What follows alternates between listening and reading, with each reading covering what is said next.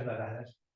El tema és que definir i delimitar una matèria com aquesta és molt complicat i realment, per exemple, puc dir que a nivell personal això no és que m'aporti gran cosa, perquè és una cosa que si tu ja la sents, si tu ja la vius, no et cal. I a vegades les coses han de ser més simples de la que a vegades quan fem filosofia, no? Doncs ens recargolem molt. Jo tinc aquí la filosofia, tinc aquí Catalunya, sacsejo una mica com si fes un còctel i el que em surt, a mi, em surt una taula de llibres, no? Que és la meva taula de llibres, no porto gaire temps dedicat a això, però de moment tinc aquests. Jo soc conscient que la meva taula de llibres no és la taula de llibres del professor Alcoberro, jo sé que no serà la taula de llibres del Bernat o de la Marta, cadascú té la seva taula de llibres. Òbviament, hi haurà uns punts de confluència, uns llibres que seran comuns a tots amb el pas del temps, i llavors, sí, en aquests llibres que són indefugibles que tenim tothom, d'aquí surt el que suposo que és la filosofia catalana, no? Perquè són coses compartides per tothom. Però jo per mi crec que això no és l'important. L'important és anar veient les coses que t'interessen en el debat d'idees, en el debat de filosofia fet al país, fer-te les teves, i la teva filosofia catalana és la que t'empenyarà a treballar. No t'empenyarà a treballar doncs, la concepció que tingui el col·lega sobre la filosofia catalana necessàriament. És una idea que t'has d'anar fent tu. D'acord? Llavors, aquesta era una primera reflexió perquè a vegades no entrem a fer una cosa si no sabem què és. I, evidentment, fent una analogia molt simple, la gent fa l'amor i no s'ha llegit el Convit de Plató. Vull dir, intentar veure que l'amor està molt bé, és una meravella, el banquet, però diguem-ne que no cal, per dir que la pots fer, que la pots practicar, etc. Doncs això passa una mica amb la filosofia catalana, que tenim a vegades massa barreres que ens posem nosaltres i que ens posa a vegades la societat. En aquest sentit, la segona reflexió més profunda, i que és una veritable inquietud per a mi, no acabo de saber què passa amb el tema de la filosofia catalana si la comparo amb la resta de disciplines d'humanitats que s'han desenvolupat, sobretot aquests darrers anys a Catalunya. Hem de veure que els filòsofs estem compromesos a intentar copsar la realitat, el moment present, trobar una espurna de veritat, poder-la explicar, si ho aconseguim. I en aquest sentit, jo trobo que per mi és molt clar que Catalunya està vivint la seva història de ser un dels moments en el que podem pensar Catalunya de la manera més lliure possible. O sigui, si fem una mica d'anàlisi en el sentit de filosofia de la història, aplicada a Catalunya. Aquí no podem entrar en el que diríem, el que estem fent amb Hegel, la línia panagonista. No podem entrar en el que diu el Telenotícies, en el que diu la ràdio, en la partitocràcia, en la política del dia a dia, en el thrillerisme, en les punyalades, en la traïció, en la repressió, en tot això no entrarem. Jo només el que vull enfatitzar és que aquests anys foren decisius en el nostre passat present. Aquí és el que jo dic, jo i molta més gent, la idea no és meva, és la veritable transició catalana. La veritable transició que ha viscut el país. Per què? Perquè ha canviat la manera de pensar del poble. No sé, sí que ho sé, podria fer un assaig, però encara no tinc temps i encara no l'he fet. Però aquí hi ha una sèrie de factors, xarxes socials que van aparèixer per aquí, que abans no hi havia xarxes socials. Aquí es produeix un canvi en la manera de pensar del poble català que al seu torn és de tal magnitud, estem parlant de canvis qualitatius i quantitatius, que la societat catalana, és a dir, tothom que viu i treballa a Catalunya, s'ha de posicionar també. O sigui, estan obligats a posicionar-se del canvi que hi ha hagut. O sigui, que és una cosa que incumbeix a tothom. Catalunya d'aquí cap aquí s'ha pensat d'una manera i d'aquí cap aquí s'està pensant d'una manera radicalment diferent.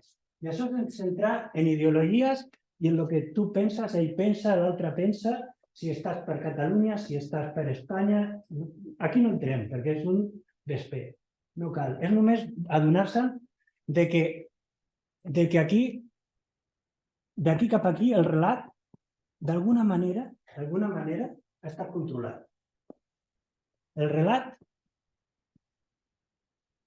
ho veiem d'una manera molt clara si anem als períodes més foscos de la nostra història recent. Aquí en el franquisme, el relat, evidentment, ningú discutirà que aquí el relat estava controlat. Aquí ni el proferidor podia fer-se lliurement ni l'audiència podia ser lliure, o sigui, no podia escoltar perquè tothom se la jugava, no? Caricaturitzant i reduint al màxim per exposició de temps. Aquí se'ns va vendre una cosa, una ruptura que no va ser ruptura, que va ser reforma. Llavors hi ha unes inèrcies, si és reforma, evidentment hi ha unes inèrcies, es digui democràcia o es digui com es digui, és relativament senzill, sense xarxes socials, controlar una mica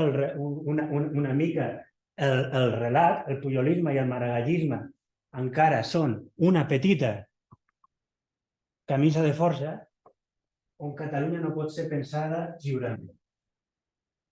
En tota la seva intensitat, almenys com d'aquí cap aquí. Això s'ha vist, sobretot, i és el que vull fer palès, en els estudis que s'han portat a terme per part de les humanitats en aquesta franja, que han donat uns fruits i que em costa trobar un equivalent en el camp de la filosofia. I ara ho veureu. Aquí, periodisme, història de l'art.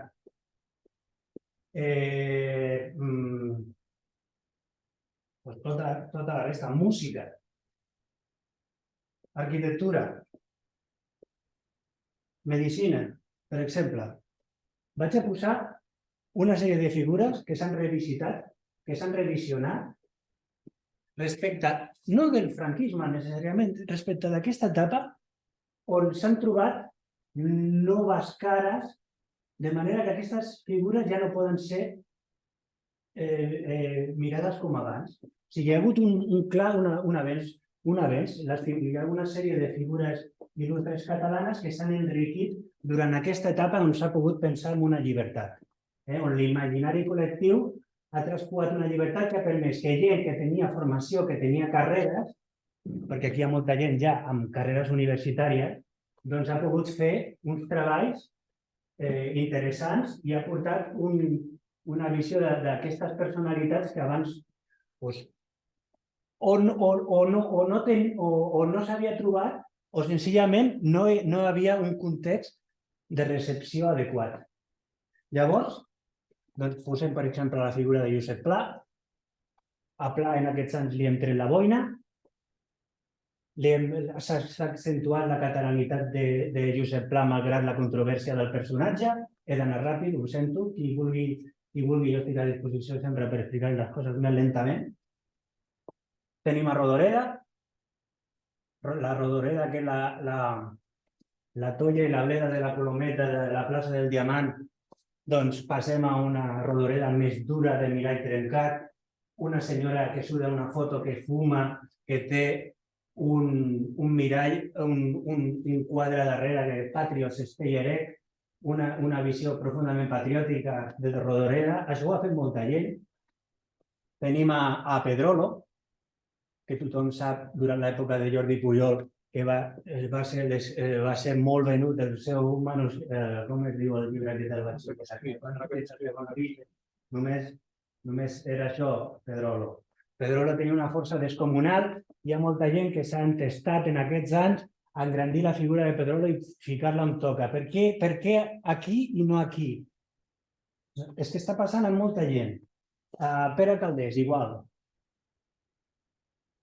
Entre la seva filla i la seva neta i molta més gent s'ha assolit un Calders potent, una personalitat insubornable, sobretot a l'estranger, a Mèxic. S'ha explicat molt millor la seva vida i què feia allà i què desfeia. I són coses que no sé, el tema és que ha succeït tot de repent. Parlem, jo què sé, si és que de debò que no pararíem. El doctor Tusquelles, jo no sabia ni qui era el doctor Tusquelles. Ho vam estar parlant a classe, el psiquiatre de Reus, que se'n va a Montalbán, que fa una feinassa, que el contracta el govern francès, etc. Seguim, Miquel Bausà, a l'època de Pujol i Maragall, Bausà, el senyor mor a casa seva a les Corts i ningú se n'adona, i al cap d'uns anys es veu la força de la seva literatura. Allà teniu un exemplar del Canvi, el seu llibre més reeixit. En fi, la música culta, que diem, a vegades pensem en els filòsofs, me'n recordo unes paraules del doctor Jordi Sales, que diu, és que no tenim un cant. És que a veure quanta gent d'aquesta és un cant en la seva respectiva disciplina. Tampoc és un tema de que potser sigui important. S'han de tractar les figures independentment de la importància relativa a nivell mundial, etc. En el món de la música culta tenim a Joan Magraner, un senyor del 88, aquest senyor del 93. Joan Magraner és un músic, és un compositor que ha tingut la virtut de ser un gran comunicador i divulgador, i en un petit llibre ha esmentat uns compositors d'abans de la guerra, que són Garreta, Blancafort, Serra, Morera i Toldrà, i ha aconseguit que la gent s'interessi. I tampoc és que hagi fet uns assajos o unes coses molt aprofundides, però ja es programen més, s'estan programant més a les sales del concert, una mica més que abans. Vull dir,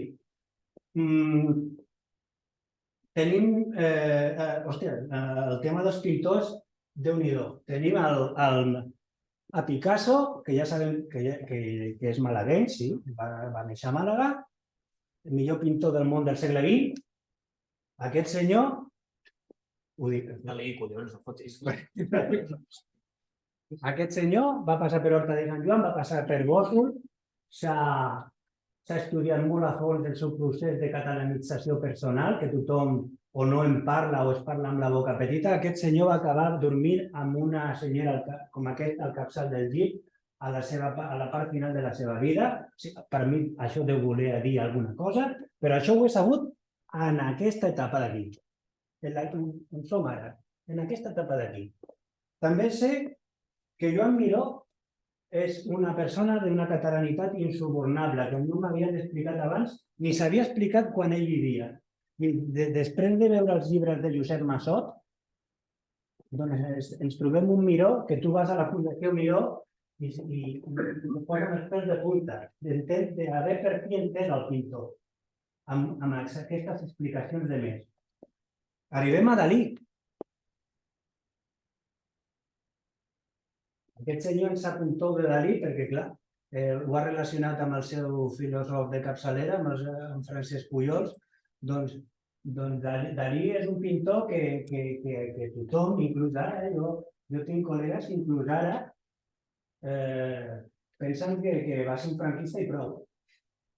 Això és el que es va transmetre en aquesta època. Ara ja hem vist el que era en realitat Dalí, que jo no ho explicaré ara, però hem llegit La vida secreta de Salvador Dalí, hem vist un pintor que escriu de meravella, que té una visió extraordinària, que era també un pensador en si, o sigui, una persona d'una profunditat bestial, i tot això ho estem sabent en aquesta època. Podria continuar. El que jo vull dir és que tot això ho ha fet gent que són doctors, que són doctorants, o estaven havent doctorants en el moment que estaven fent això, professors d'universitat, i tot això ve de l'acadèmia. Han tingut, a més, la virtut d'explicar-nos-ho i posar-nos-ho a peu de carrer amb el llacet. O sigui, també s'ha aconseguit la tasca de difondre-ho com cal i que això pugui ser aprofitat d'alguna manera per la societat catalana, en el sentit de que el país s'està fent gran gràcies a això i a l'inversa, gràcies a que el país s'està fent gran, aquestes figures es fan més grans. I aconseguim un win-win collonut. I llavors, jo això ho he après durant molts anys d'intentar veure les forces vives del país, un procés de catalanització personal que he portat des d'aquesta data, perquè això va ser tan fort que a mi em va canviar. I a molta gent li va canviar. I el que vull dir és que la filosofia m'ha aparegut al final del camí, però al final del camí. No sé les raons, i per això jo us ho transmeto i qui vulgui que ho reculli i que intenti mirar el per què, però a mi m'ha aparegut a darrera hora un senyor, que era aquest senyor i l'Alba Padrós, que estava fent una investigació a la Torre de les Hores, durant 4 o 5 anys t'has tirat allà treballant? Un carisma. Val. Doncs, i sobre un senyor que es deia Francesc Pujol, que jo no tenia ni idea de qui era. I llavors, doncs, arribem aquí i sí, és l'excepció que em confirma la regla, no? He trobat una persona que ha transcendit, perquè jo no havia ni començat a fer filosofia, jo t'he conegut per YouTube, jo t'he conegut per les xarxes socials.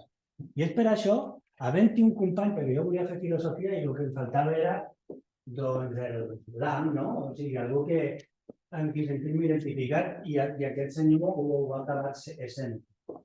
I llavors, doncs, jo em pregunto dues coses. Què podem fer per acompanyar-lo, que no estigui sol, sabent que per mi, jo considero dir filosofia de la història, qui cregui en la filosofia de la història, perfecta. I qui no, doncs, no ho compartirà amb mi, però a mi això m'és igual. Jo dic que aquesta és la mònada del signe dels temps, que de moment aquesta finestra està oberta, ja veurem fins quan, que com diu el professor Esquirol, que ho va dir ahir, les coses tenen un final, no tot és per sempre, llavors jo miraria d'espavilar. Jo no sé aquesta finestra fins quant temps estarà oberta i amb quanta intensitat. Jo no sé què passarà en Catalunya. Jo l'únic que sé és que el millor moment per treballar s'ha d'aprofitar en aquest sentit. En el sentit d'audàcia, en el sentit de saber que hem viscut temps pitjors, en el sentit que som fills del nostre temps. La gent que ha treballat en aquesta etapa ha fet el que ha pogut, però no podia fer gran cosa més. La gent que ha treballat en aquesta etapa ha fet el que ha pogut, estic convençut. No se li pot retreure res. Vivim quan vivim i fem el que fem. El que no trobo normal és que no acompanyem a tota aquesta gent en el mateix nivell d'intensitat. És una cosa que m'estranya. Què té la filosofia que no tingui les altres disciplines? Pues és que som ciència primera i si fem alguna cosa l'impacte és massa gros. No? I per això, doncs no sé, són preguntes que em faig des de fa molt de temps. A un nivell no tan transcendental podem dir senzillament que les figures que no es visiten a la universitat no es revisitaran. Perquè una figura sigui revisitada ha d'haver estat visitada. I això és el que estaria molt bé. I el que estaria molt bé també és tenir clar que si la tasca dels filòsofs, que és la de redescobrir els nostres filòsofs, no la fem els filòsofs, ens la faran els altres. Perquè al final tothom aprofita tot. I a mi no m'agrada l'intrusisme. A mi no m'agrada que em toquin el que jo potencialment és meu, per matèria d'estudi. Jo accepto les col·laboracions interdisciplinars i tot això és meravellós. Però els filòsofs ens hem de posar nosaltres. I aquesta inquietud és una mica la raó de ser de començar a organitzar aquestes activitats, perquè veieu que hi ha una cosa a fer, que jo em fa l'efecte que hi ha alguna cosa a fer que, sobretot, l'heu de fer des de la generació de 18-20 anys, jo també la faré, però jo tinc més problemes que vosaltres, perquè jo soc fill d'aquesta època. Jo tinc tota l'estona un senyor que m'està dient ara no toca. No parlis, que ara no toca. És Pujol, tinc un senyor que és Maragall, tinc un senyor... Estic fet d'una altra pasta, em costa molt, tinc una inèrcia. Els joves no teniu aquesta inèrcia, Max no té aquesta inèrcia. I per això pot treballar d'una manera orgànica, més natural.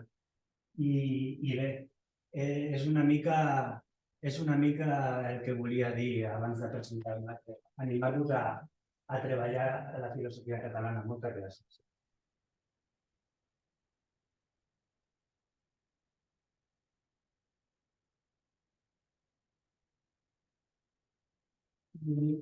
I ara, doncs, bé, us presento a Max Pérez, que ja us he anat dient coses sobre ell, o sigui que doctor en filosofia, el 29 de febrer passat, a Girona, vaig agafar el cotxe i vaig anar allà i puc dir que I was there.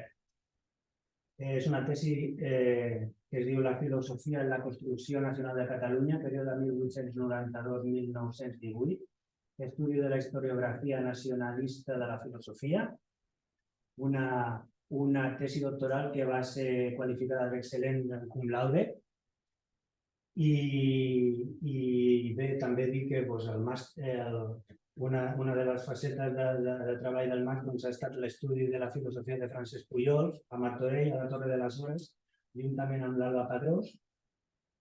Junts han fet una feina molt feixuga, l'estan fent encara, hi ha molts inèdits, hi ha moltes capses per obrir i llegir, doncs a poc és això el que estan fent.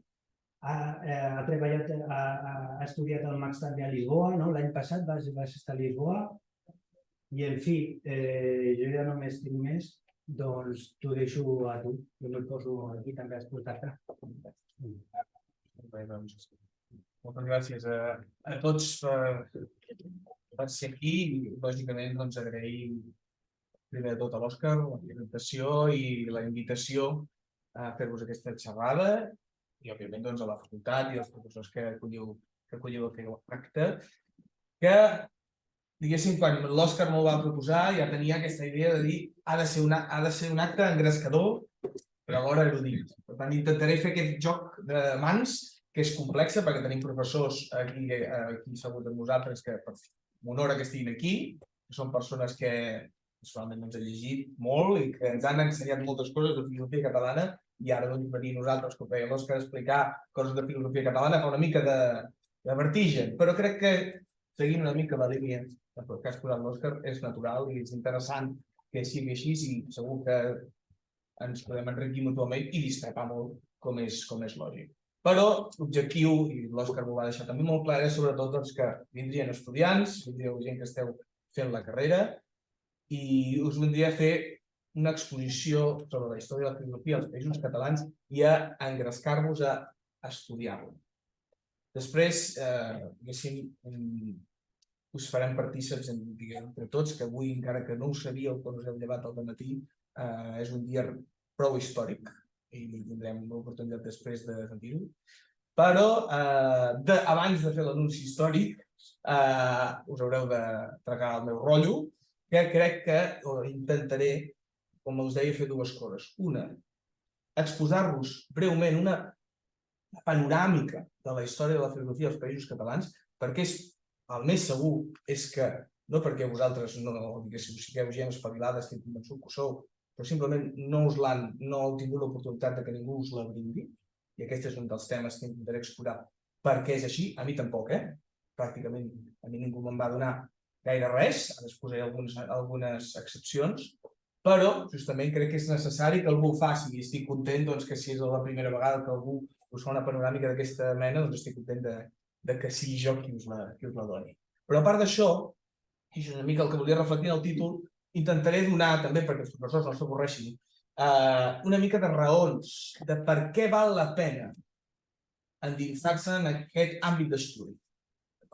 I direu, això pot ser molt avorrit, intentaré que no ho sigui, precisament, i aquest vull que sigui una mica, si voleu, la idea en què sortim d'aquí, és que, a diferència d'altres àmbits, és molt fàcil fer una contribució significativa en aquest àmbit. És a dir, vosaltres podeu acabar aquesta carrera, el vostre TFG, per dir alguna cosa, pot ser una contribució significativa a la història de la filosofia catalana. Pot ser un estudi que estigui en aquella taula demà, que hagin d'adquirir les llibreries. El primer estudi sobre un filòsof, en general, perquè no s'ha estudiat. Jo us en parlaré de molts, intentaré donar-vos molts noms i per tant us parlaré poc de cada un. Però és que penseu que n'hi ha molts més que no han sigut estudiats per ningú, que les seves obres estan en arxius, estan en mecanoscrit, no s'han transcrit ni tan sols. Intentaré també donar-vos alguns noms en concret per si algú s'anima. Però penseu, val la pena, intentaré demostrar-vos per què, perquè a més, podríeu ser els primers, per dir-ho així, en obrir camí en una selva gairebé verge, que és la de la filosofia catalana. Deia que és difícil que algú us hagi parlat de filosofia catalana, i a mi també va ser difícil que algú me'n parlés, però sí que hi ha hagut excepcions. Una de les excepcions més notables la tenim aquí a la sala, que és la del doctor Ramon Alcoberro, que és de les persones que ens parlava de filosofia a la Universitat de Filosofia Catalana a la Universitat de Girona, i que, com estic convençut que tots coneixeu la seva pàgina web, i allà hi podeu trobar material sobre història de la filosofia als països catalans, molt recomanable, òbviament. I un altre dels personatges que ens parlava de filòsofs catalans de classe era el doctor Joan Maria Terricabras, que ja ho ha anunciat l'Òscar, que, com tots sabeu, va morir fa ben poc i que simplement amb aquesta menció volia fer una mica de recordatori que aquest acte serveixi, si voleu, com un acte en memòria. Com sabeu, jo, a més, estic treballant a la càtedra Ferrater Mora de Pensament Contemporani de la Universitat de Girona. Per tant, una càtedra que porta el nom d'un filòsof català, i és que Ferrater Mora i Terricabras tenien també com a objectiu l'estudi del pensament català, l'estudi dels nostres filòsofs, de les obres d'aquests filòsofs. I és interessant que sigui, per tant, aquests personatges com era el doctor Terricabras, que també em parlessin a classe. I me'n recordo, inclús en algun moment, que em sorprenia que em parlava amb completa normalitat. És a dir, en el moment en què estàvem discutint un argument sobre qualsevol tema d'ètica, podia esmentar Ferrater Mora, amb total llibertat, en un llibre qualsevol, cosa que a vegades sembla un xic tabú, perquè si no és un autor canònic, que no surt en el Copleson, perquè ens entenguem, sembla que no es pugui citar. O que costi, o que com a mínim hem de justificar que el citem. Intentaré donar una mica de voltes a aquestes qüestions. Fem una mica com els poetes antics, faré una petita invocació al tema, en cridem a la Musa Filosofia, que no sé si la coneixeu, aquesta és una imatge que hi ha al pilar central de la Porta de Notre-Dame de París, que és la imatge de la filosofia descrita a la Consolació de la Filosofia de Boeci, tots coneixeu segur, no m'entretindré ara en els atributs que li descriu, podeu anar-hi des del principi de l'obra, que és molt bonic, però només hi faig referència perquè tenim algunes referències, algunes al·legories també de la filosofia catalana. I per començar m'ha semblat interessant posar aquest, que ja heu vist també a la primera diapositiva, que és una imatge, un dibuix de Josep Maria Comas, un il·lustrador català, com veieu, de principis del segle XX, que il·lustrava un setmanari que es deia ni més ni menys Club Pensament Català, entre els quals hi havia molts articles dedicats a la qüestió dels filòsofs catalans. Fixeu-vos, l'any 1900 era un tema d'interès. Quins filòsofs catalans existien, quins no existien, quines obres hi havia, fins al punt d'arribar a fer aquest dibuix on podem veure, ja me recordava una mica l'exposició que ha fet l'Òscar, doncs tenim la dama filosofia, amb una corona de llorer, amb l'orellada, amb la cimera reial, de Jaume I i tots els reis d'Aragó, però si us fixeu, òbviament amb la senyera, però si us fixeu, amb totes aquestes altres disciplines, altres arts, els que esmentava, i que, per tant, aquests autors de 1900, per tant, estem parlant de fa un segle, inserien en aquest conjunt de l'escultura, la humanitat, cultura catalana, patrimoni català. Fixeu-vos que vaig posar el títol de la conferència, també parlo de patrimoni filosòfic català. Així també ens estalviem molts problemes d'essencialisme. Em sembla que és una manera molt ràpida de passar de llarg del que deia l'Òscar al principi. Hi ha filosofia catalana, els catalans tenim una manera de pensar pròpia o no, diferent dels espanyols o dels francesos. No entrem aquí. El que nosaltres, o el que avui jo us vull parlar, és del patrimoni filosòfic català, és a dir, de la producció filosòfica que s'ha fet als Països Catalans. Per tant, dels seus autors. Podríem dir, seguint la línia de l'Òscar, ja que ho ha explicat, que com el pobre Dama, com la pobra filosofia d'amor de Ramon Llull està una mica trista, perquè no sabem què li passa, està viva, no està viva, se l'ha de cuidar, si no se l'ha de cuidar, però si, a més, a Catalunya gaudim, tenim el privilegi de tenir un monument sencer a la filosofia catalana. De monuments a filòsofs en pot haver-hi, Catalunya no és que sigui una cosa molt abundant, però és que per fer un monument d'un filòsof no ens hi posem. Tenim un monument sencer a la nostra filosofia.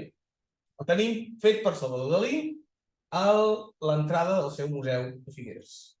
I és un monument molt interessant, que no m'entretindré a interpretar-vos, però que té, entre d'altres, el gust d'un d'aquests filòsofs, que és Francesc Pujols, que, com us ha explicat l'Òscar, és un personatge que li ha anat seguint la pista i que té molt a veure amb el tema també que tocarem avui. Però si us fixeu molt ràpidament, és un monument molt historicista, pensat des de la idea de que des d'una olivera centenària embrota un pensador sencer que s'aguanta el cap així de manera molt elegant. Dalí va dir que aquest monument el va fer en contraposició al pensador de Rodin, perquè el pensador de Rodin era un símbol infecte per a la filosofia, perquè semblava directament que estigués a la tassa del vàter.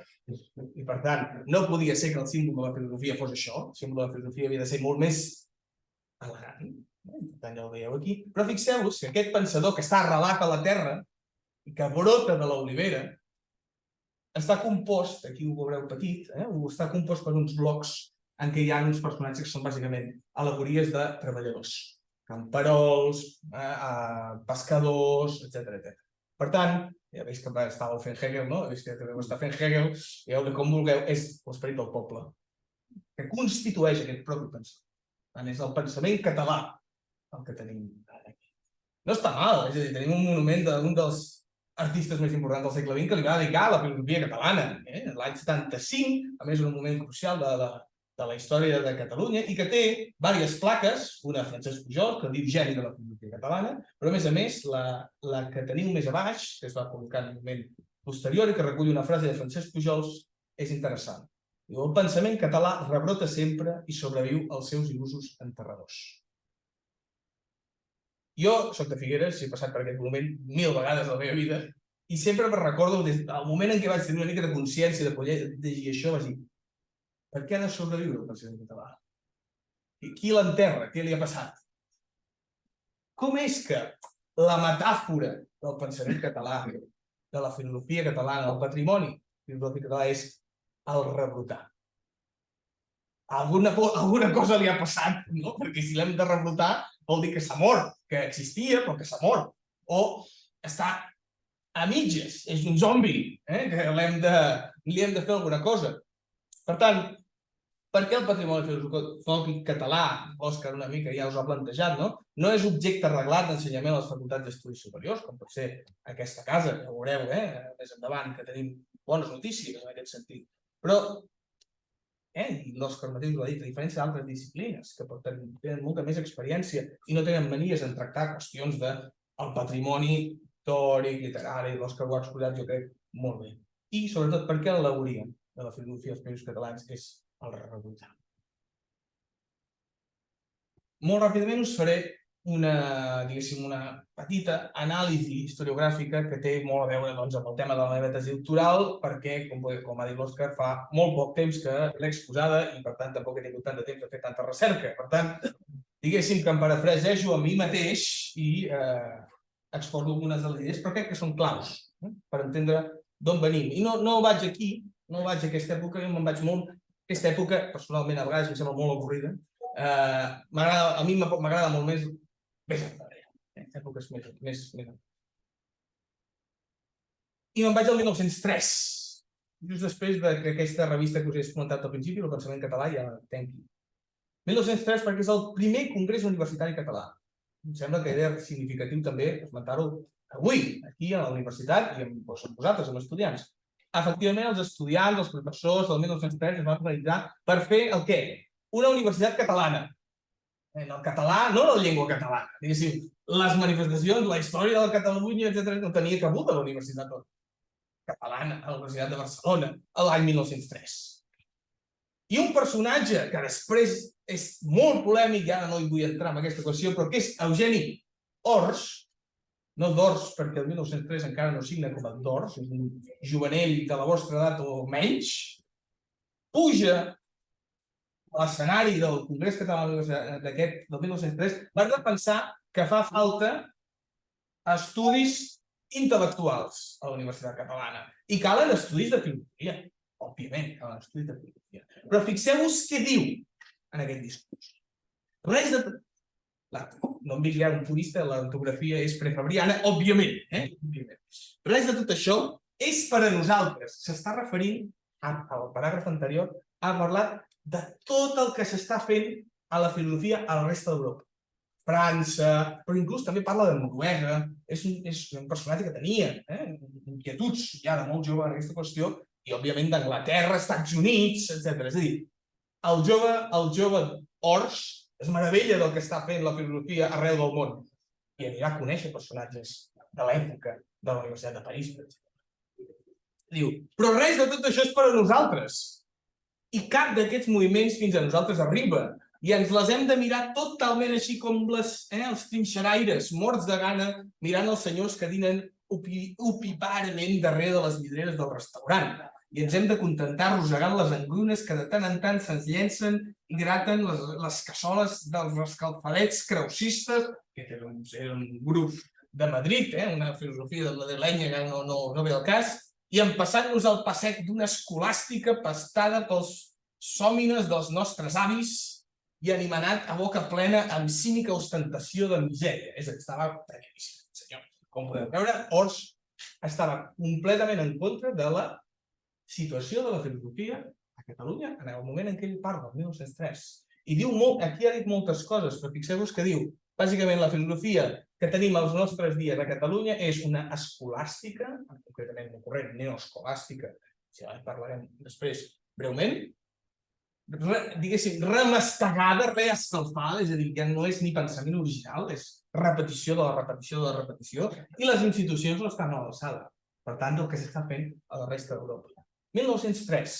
Què hi ha, per tant? Quin és el diagnòstic aquí? La filosofia a Catalunya no està a l'alçada de la resta d'Europa. No tenim una filosofia, no coneixem el que s'ha fet. I fixeu-vos que el que tenim és escolàstica. Per tant, ens anem, com diguéssim, al pensament medieval, neoescolàstica, per tant, repensament, si voleu, modern, però en el fons, pensament premodern. I això és una de les grans denúncies que fa Ors en aquest congrés. Però, sobretot, vaig a un article menys conegut encara, que em sembla encara més important per entendre el que venim a parlar avui aquí, que és Ernest Vendrell, un personatge, si el busqueu, és un personatge mal guanyat perquè va morir, com veieu, molt jove, a tuberculosi, però que va escriure un article que es diu de la preparació a totes les coses catalanes, 1906, per tant, simplement 3 anys després de tot plegat. I escriu un article criticant que s'acabava de fundar el que se'n deia l'Acadèmia d'Estudis Filosòfics per a l'estudi, entre d'altres, a Barcelona, del patrimoni filosòfic català. Això ho organitzava un senyor que es deia Salvador Bové, després en parlaré una miqueta més, però que intentava recuperar una mica les qüestions de patrimoni, filosofia catalana, els filòsofs catalans. I Ernest Vendrell, que era un personatge d'esquerres, republicà, seguidor de Guió, per exemple, un pensador del segle XIX, vitalista, precursor de Nietzsche en moltes qüestions, diu que no és el moment. Ara què deies tu? Ara no toca? Ara no toca fer una acadèmia d'estudis filosòfics per recuperar el patrimoni català. No toca. Per què no toca? El que és interessant és els arguments que dona. No toca perquè des del Renaixement Catalunya apareix profundament distanciada de les corrents mentals i socials que han anat produint la civilització moderna. És a dir, estem desconnectats. Estem completament desconnectats. Tenim aquella escolàstica recalentada al microones que deia Ors. Cal ajuntar Catalunya, diu Vendrell, al ritme civilitzador dels pobles protagonistes de l'evolució humana. i trobar dins nosaltres mateixos la Catalunya gloriosa que hauria sigut si no s'hagués separat del pensament i de la voluntat que han fet el món modern, la civilització actual. Fixeu-vos, està plantejant una mena d'ucronia, gairebé, és a dir, com hagués sigut Catalunya si haguéssim pogut seguir el ritme dels altres països, de les altres nacions a nivell històric.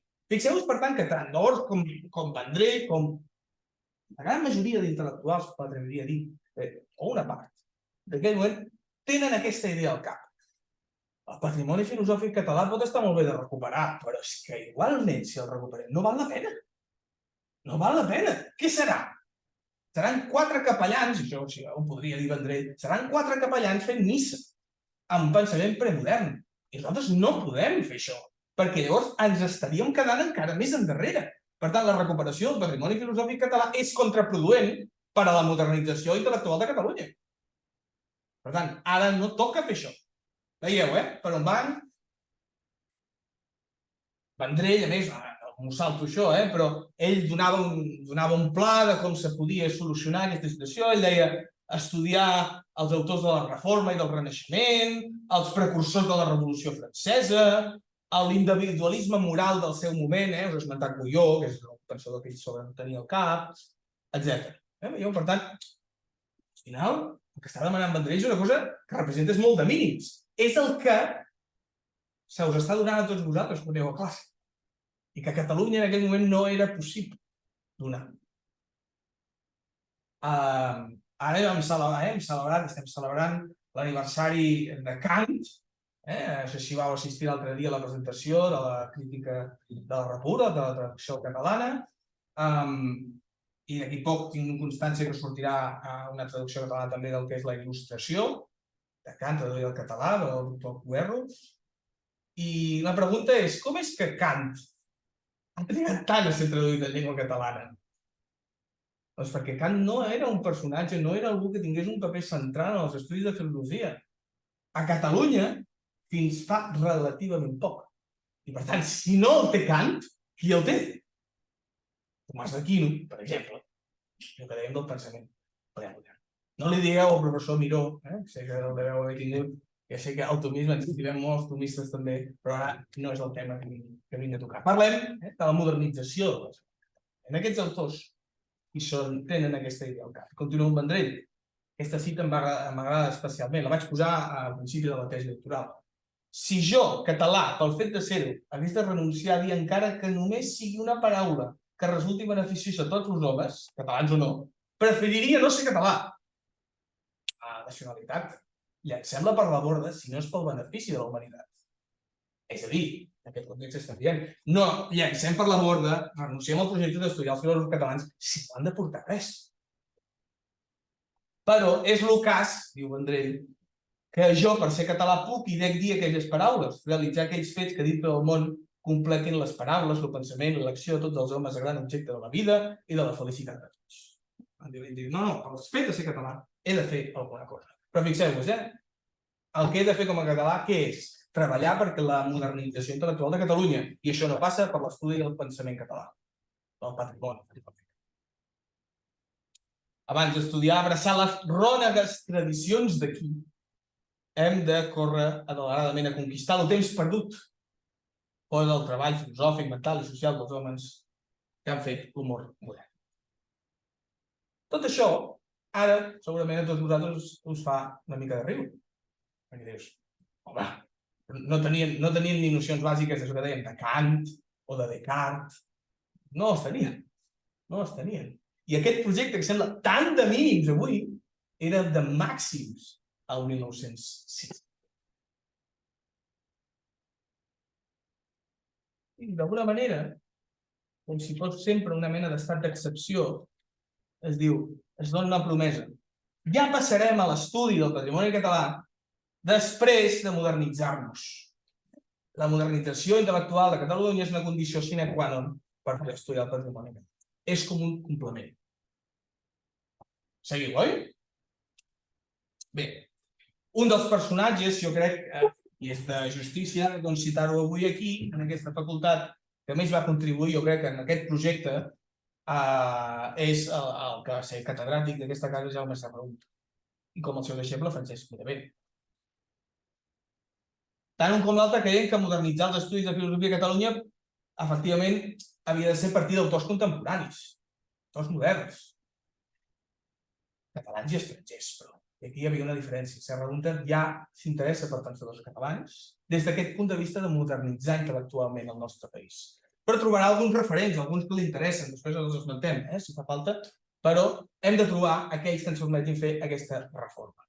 Passa que hi havia uns altres. Clar, tota aquesta, fixeu-vos, per dir-ho així, la violència que ja havia en les paraules de Vendrell i tants altres, és perquè hi ha algú altre.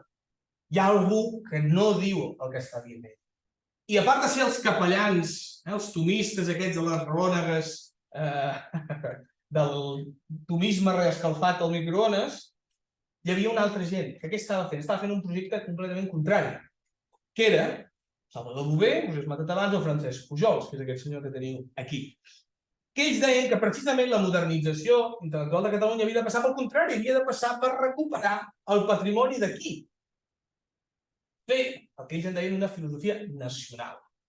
Només si partim del patrimoni propi i l'enfortim i marquem diferències, podrem situar-nos a nivell internacional. Fixeu-vos que aquest projecte tenia, per descomptat, tot un historicisme al darrere de filosofia nacional que he pogut a la tesi doctoral treballar amb més detall i que ara no us exposaré, però que crec que és interessant per veure que té moltes mancances aquest projecte. Igual que d'alguna manera Vendrell ens deia directament no, tot això no val la pena. Són dos projectes que tenen el seu pro i el seu contra. La premissa, però, d'aquests que defensaven que sí, que la modernització vindria del patrimoni català, era que els autors medievals, és a dir, els premoderns, aquells que a Vendrell no li interessaven, ni a Serrahunta, són aquells que van contribuir significativament a la constitució de la filosofia moderna. I, per tant, després posarem noms. Per tant, si vols ser modern, estudiant els catalans que van vestir els filòsofs moderns canònics, ho aconseguiràs, diguéssim, dignament. Estàvem pensant en, per exemple, Ramon Sibiuda, que tenien tota una discussió al torn de si el pensament de Descartes li devia algunes coses, etc. Després en parlaré una mica més de detall, però veieu, per tant, que hi havia una discussió, era viva. I Catalunya, per dir-ho així, abans vols que estem aquí un moment, no sé què, el 1903, 1906, estaven en un moment, en un debat de dir què carai hem de fer amb el patrimoni nostre, que no estava estudiat, que no estava res, no sabíem gairebé res, o poca cosa. Construir una filosofia nacional. Aquí us he fet un quadre una mica per exposar aquestes mateixes idees que deia, modernització sí o no, ús de filòsofs catalans sí o no. Veieu que el que diu modernització no, però filòsofs catalans podria ser, per exemple, Torres i Bages, que és un cercle eclesiàstic, que defensava una tradició completament tomista, però també amb pensadors. El que és interessant dir, bueno, molt bé, va haver aquest debat. I aquest debat, qui el va guanyar? Home, doncs cap d'aquests, el va guanyar el que no hi era al gràfic. El va guanyar la tradició que diu modernització no i filòsofs catalans no. És a dir, la tradició espanyolista i el pensament premodern. Sabem el nacionalcatolicisme, el feixisme. Sabeu per raons històriques que ara no ens interessen. Per tant, tot aquell debat va quedar allà, interessant per entendre'ns també nosaltres mateixos, però que va acabar guanyant aquesta última facció. Per què us he fotut aquest rotllo? Que feien el 1903 no m'importa. Us l'explico perquè una de les tesis que vull defensar avui és que, de fet, hem aconseguit la modernització internacional. Tots vosaltres, estic convençut, que els professors que teniu a les vostres classes us exposen clarament els grans clàssics de la filosofia, parlen de Kant i parlen de Descartes, es parlen de Plató i de tots aquests grans autors que tenien difícil cabuda a la Catalunya de fa un segle. Però avui ja ho hem aconseguit. Avui ja ho hem aconseguit. Allò que deia Vendrell, fa falta preparar-nos primer. La meva tesi és, ja estem preparats. És possible que ens faltin traduccions en llengua catalana, això sí, que és indubtable, cada cop menys, com va ser el cas de la traducció de la crítica raó pura, que he esmentat abans, però en general, tots vosaltres, quan acabeu aquesta carrera, podeu anar a una universitat estrangera i treballar exactament en les mateixes condicions en què fa una persona de francesa, anglesa, estatunidenca, etc. Catalunya ha aconseguit el que fa un segle alguns sectors es cultivaven. El que a mi em sembla interessant, per tant, per dir-ho així, hem dit que vivíem en aquest estat d'excepció fins que no s'aconseguís això, és dir, molt bé, doncs ara podem recuperar perquè ens vam deixar el patrimoni filosòfic català fins que no assolíssim aquest nivell. Hem assolit el nivell, crec que és indubtable que és així, ha costat molt, els professors aquí a la sala també en donaran fe, però ara potser és el moment de fer aquest pas. I a més el podrem fer millor, perquè efectivament tenim una formació filosòfica i podem dir aquest autor d'aquí té influència de Descartes o no. Si només l'estudiàvem i no tenim ni idea de Descartes, canvia pràcticament. Aquesta és una de les idees bàsiques que us volia transmetre avui, que suposo que després ja torno de resposta a preguntes i tal, ho podem discutir, perquè és òbviament controvertit. Però, a continuació, diguéssim, us vull donar, doncs, per què? Podria ser el moment, ara podem fer-ho, per què carai m'hi he de posar?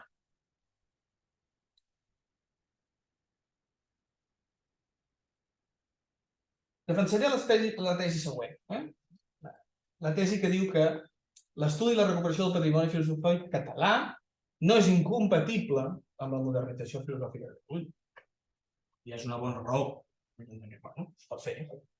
No anirem endarrere pel fet d'estudiar els filòsofs catalans. Però aquesta és la tesi feble, per dir-ho així, que podríem defensar. Jo intentaré defensar-vos una tesi més forta, que és que la modernització filosòfica de Catalunya, actual també, si voleu, necessita una necessitat de recuperació, estudi i ensenyament del patrimoni filosòfic català. Podem discutir després sobre la tesi feble o la tesi forta, però jo intentaré defensar-vos aquesta forta. Per què la necessita? Com si fossin dues etapes. Primer preparar-nos i ara necessitem fer aquest segon pas. Per què? Us donaré 3 raons. Molt ràpidament. Una raó historiogràfica. Ara us fotré un dibuix que intentaré que sigui il·lustratiu, on posaré en relació aquests conceptes d'aquí, que són conceptes de la historiografia de la filosofia. No sé si feu alguna assignatura, alguna qüestió de metodologia historiografia de la filosofia, o si hi ha algú que també fa assignatures d'història, potser està una mica més acostumat. En qualsevol cas, moltes de les coses que diré aquí estan basades en la recerca, en la línia que arrenca de Richard Rorty, que és segurament un dels personatges ineludibles a l'hora de tractar la qüestió de la historiografia de la filosofia. És a dir, com fem història de la filosofia, com s'ha de fer inclús la història de la filosofia. Molt ràpidament. Quan fem història de la filosofia, què fem? Rorty i tota aquesta corrent defensa que tenim, per un costat, fonts històriques i per l'altre tenim la nostra pròpia activitat, que és el filosofar. Diguéssim, ho podem fer sols a casa, podem escriure el que ens surti, però també tenim aquestes fonts, és a dir, què s'ha fet en el passat. Aleshores, a partir d'aquestes fonts, una de les coses que es fa a continuació, que es pot fer més fàcilment, són creació d'històries intel·lectuals. Aquí hi ha tota una metodologia historiogràfica que no és de la filosofia, sinó simplement crear històries sobre els productes intel·lectuals. Aquí a l'Òscar abans has posat totes aquestes disciplines, podrien incloure totes aquestes disciplines, però és que les històries intel·lectuals podrien ser l'època de la producció intel·lectual d'un període, del segle XV. Què es va fer intel·lectualment parlant al segle XV? Això no requereix una metodologia historiogràfica pròpia de la filosofia, perquè tu incloves totes les produccions, tots els tipus de producció intel·lectual que generi un període. Però si el que ens interessa és fer filosofia, o concretament una història de la filosofia, o filosofar inclús amb les fonts històriques, necessitem enllaçar aquesta història intel·lectual, que ve de les fonts, amb una altra disciplina que aquesta línia d'historiadors de la filosofia anomena Geistesgeschichte en alemany, que significa simplement bé dir història intel·lectual, per diguéssim, que vol dir el mateix, i té, a més, tota una tradició associada, ara no entraré, però que és interessant. Què seria aquesta disciplina? Seria, per dir-ho així, una mena de regles, una mena de preguntes, una mena de prescripció. Què és important per la filosofia? Fixeu-vos, no? La història intel·lectual, per dir-ho així, si ho heu fet, no sé si heu llegit mai un llibre d'aquests, a mi és que em fascinen a vegades això. Segle XV, història dels matemàtics, dels científics, dels literats, és fascinant. Però si tu ara dius, ara jo vull escriure la història de la filosofia d'aquest període, necessito unes regles a partir de les quals seleccionar què és filosofia aquí. Per exemple, aquesta és una pregunta important que està en aquesta disciplina, no en l'altra. Un cop sabem què és filosofia, quines preguntes són significatives de la filosofia? Quines m'interessen, quines no m'interessen? Em permetrà seleccionar uns autors, uns altres, unes obres, unes altres, perquè no es pot ser exhaustiu en aquest cas. Per tant, diguéssim que de la fusió d'aquestes dues n'obtenim finalment una història de la filosofia passada, òbviament, per tota una metodologia que s'anomena historiografia de la filosofia i que si no he tingut l'oportunitat d'estudiar-la, de brindar-la, doncs estic segur que en algun moment algú us en parlarà i si no podeu buscar vosaltres els manuals que està perfectament reglat i que, com sempre, hi ha molt de debat i moltes branques, escoles, etc. Això sembla bastant senzill i dius, no sé per què collons m'està fotent aquest rotllo si venia a dir, recordeu, us estic intentant justificar per què és necessari estudiar el patrimoni filosòfic català per modernitzar la història intel·lectual. Bé, entre d'altres, perquè podríem prescindir de tot aquest artefacte i directament filosofar amb les fonts històriques. Tots ho han fet. El llibre directament de Descartes i doncs el llegim directament. El que passa és que això peca, o pot pecar fàcilment d'anacronisme. Depèn de la finalitat que tu busquis. Si tens Descartes per obtenir tu una teoria pròpia, fantàstic, però això tu que vols entendre Descartes, doncs és difícil. Això, entre d'altres, és el que se'ls fa a totes les assignatures d'història de la filosofia, com bé sabeu. Però també hi ha altres mecanismes. Agafar el Coplestone i a partir del Coplestone filosofar. Doncs ho hem fet també, lògicament. Això en algunes escoles s'anomena doxologia. Tu acabes obtenint una doctrina a partir de la lectura de la història de històries de la filosofia, saltant, per dir-ho així, totes les produccions que s'han fet. El que és problemàtic, i aquí és on vinc, el que és problemàtic és que la Geistesgeschichte aquesta sol estancar-se, o té tendència, diuen alguns historiadors, a estancar-se. Què vol dir? Recordeu, us he dit què és la filosofia, les preguntes fonamentals, algunes qüestions inclús, diguéssim, de divisió de les disciplines, de filosofia, etc. Això tendeix a estancar-se, vol dir que hi ha certs pensadors que tendeixen a dir això sempre ha sigut així i sempre serà així. Les preguntes de la filosofia són aquestes ad eternum. Quan passa això, estem dient que hi haurà històries de filosofia que són definitives, sempre completament verdaderes, que no es pot reescriure. I això genera el que acaba passant, acaba impossibilitant o barrant el pas aquesta història intel·lectual que veníem d'aquí. Ja no fa falta que em brindis més dades, jo ja tinc la veritat en filosofia, en la història de la filosofia. El Coplestone és la veritat. No hi ha interpretació alternativa del que diu Coplestone de Descartes, perquè ens entenguem. Sí? Quan això passa, arribem a aquests cànons que està passant a la literatura, ha passat moltes vegades i passarà més vegades, i que constantment cal denunciar i reconstruir. Passa, per exemple, amb el cas de la història de les dones. Els cànons estancats no inclouen moltes dones. Cal obrir-los per incloure-les. Semblava que no es podia repensar res, i de cop entra un munt de filòsofes, per exemple. Com es soluciona el problema de l'estancament de la doxografia? Alguns autors apunten, i jo és la tesi que defenso, que donant més valor, més importància a la història intel·lectual. Donant més històries alternatives. Anant a mirar a què carai passava en filosofia al segle XV. Però amb obertura sobre aquesta filosofia.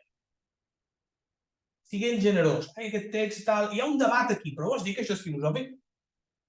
Estudia-ho. Després ja ens n'ocuparem de si això és filosofia o no és filosofia, perquè el que és prescriptiu, d'alguna manera, és també un constructe historiogràfic. Per tant, si reforcem, si anem als arxius, si reconstruïm històries suposadament menors, suposadament poc importants per a l'estatus quo del moment, el que aconseguim és que la geistesgeschichte aquesta torni a fluir i puguem construir històries de la filosofia actualitzades. Això no vols dir que ha passat alguna vegada? S'ha posat el cas de les dones, però és que està passant avui amb tot. Ara, per exemple, va sortir un estudi molt interessant sobre les arrels del pensament alemany en el pensament de Descartes.